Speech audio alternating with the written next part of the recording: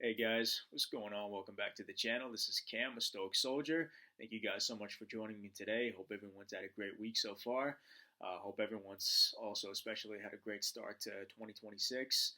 Hope you guys are sticking to your goals. Hope you guys are sticking to those small promises that you made to yourself early on in the year or even towards the end of last year.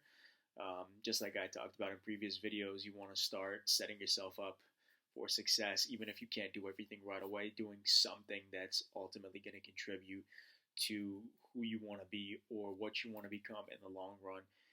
No matter how incremental it is, no matter how minuscule the steps are, ultimately it's going to make a difference. You don't have to necessarily go balls to the wall with everything that you do, but ultimately you want to do something to stay consistent, something that's not going to make you feel completely disoriented once you decide to go back to your dream or go back to accomplishing that mission or that project that you had in mind from however long ago. And then you come back feeling just completely stumped. If you're doing little things here and there and at least just keeping some degree of momentum going and just staying in that zone on some level, transitioning back is going to be a lot easier. So I hope you guys are doing that. Anyway, without further ado, I digress. Today's topic, I actually wanted to talk a little bit more about one of my previous videos talking about how indifference is bliss.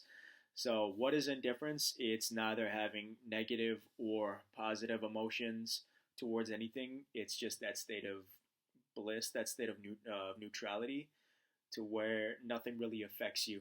It's not bringing you up, it's not bringing you down. And you know what? A lot of times that's actually the best thing. It's not necessarily apathy. I mean, some people could view it as such, and even though it does absolutely have its similarities, apathy, from what psychologists have actually talked about, is more so a state or a feeling of numbness towards something, to where you've just been beaten down and hurt by it so much to the point where you've grown practically immune to it. And for the time being, it may be okay, but long term, you want to find a different solution. So, indifference is when it doesn't hurt you anymore, but it comes from a healthy place. It comes from the place of knowing how to control the way you feel. It comes from a place of knowing that even though whatever's happened to you or whatever you're dealing with isn't necessarily right or ideal, you know how to control your emotions so that it doesn't infiltrate your mind and your soul and just completely overtake you the way that it used to anymore. So now, ultimately, everything starts with the mental frame. It all starts up here. It all starts with you creating that mindset for yourself that is ultimately going to make your interpretations a lot more simplistic. So I know also in one of my very recent videos, I talked about how at a certain point I had a little bit of a nihilistic approach on life. And to recap, what nihilism is really about in a nutshell is just coming to that realization that nothing really does matter. Now, there are certain people who could say that from a place of indifference, and both from a place of indifference and a place of apathy. People who have just gotten so numb to life to where they just don't care how it goes anymore. And then there are those who, even though they can accept the outcome, still they are able to enjoy certain things. They're able to get up in the morning. They're able to have a positive yet realistic state of mind to where they can function in everyday life. Now, as I talked about, it is not always a bad thing. However, going down to the core of what the nihilists talk about, saying that nothing matters, again, it doesn't mean that you don't have to care about anything whatsoever, but it kind of gives you a little bit of peace and in realizing that you don't actually have to do anything. You know, you don't have to accomplish what you thought you had to accomplish. You don't have to live up to your family's expectations. You don't have to live up to the standards and expectations of societal norms. You don't have to have this job and this car and this kind of body count and, so on and so forth. None of this has to actually be. You don't need to be the person that you were told that you had to be. You don't need to know whatever about this person. You don't need to be up to date with the latest trends. You don't actually need to do anything. Should you? Yeah, it might do you some good. But ultimately, as we know, this world is temporary.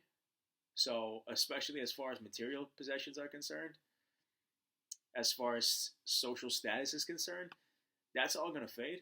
And more importantly, there's always going to be someone else. There's always going to be a new trend.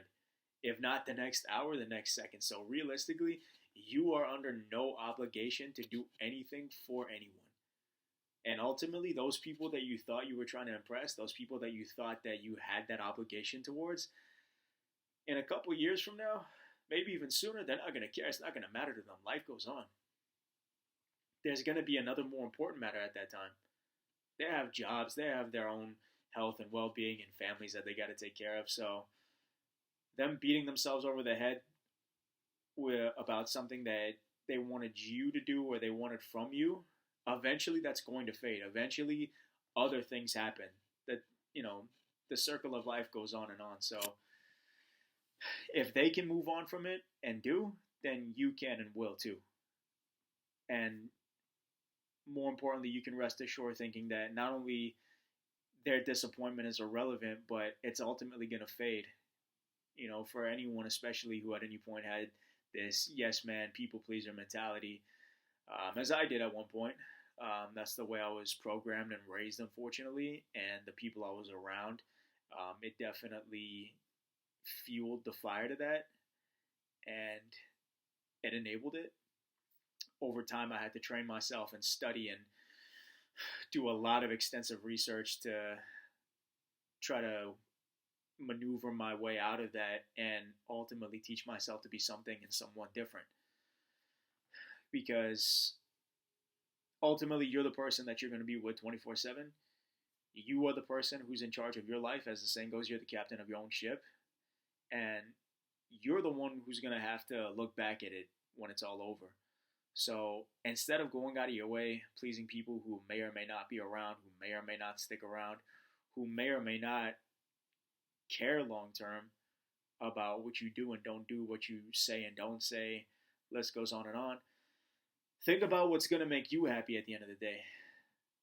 Whatever rewards and consequences come your way, is it going to affect you long term?